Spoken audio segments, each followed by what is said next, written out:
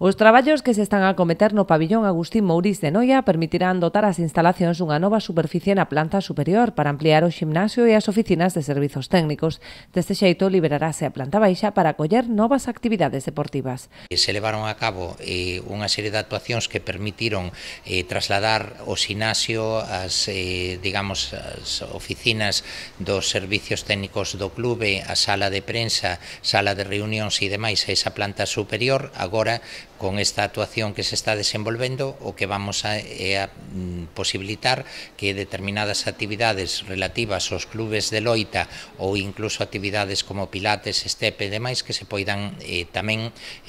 levar a cabo dentro desas instalacións do pabillón Agustín Mourís. Tras estas actuacións que estarán rematadas antes do 17 de maio, cando se disputará en Noia a final da Copa Galicia entre o Portus Apostoli e o Parrulo de Ferrol, o Concello traballará nunha nova proposta para ampliar o aforo do pabillón, tras confirmarse esta fin de semana a permanencia do Club Noiés na Primeira División Nacional. Estamos traballando tamén nunha proposta para aumentar o aforo aproximadamente en 100 novas localidades, tendo en conta que este fin de semana tiñamos a boa nova de que o Noia Fútbol Sala conseguía manter a categoría en Primeira División Nacional, un éxito deportivo que lle vai a permitir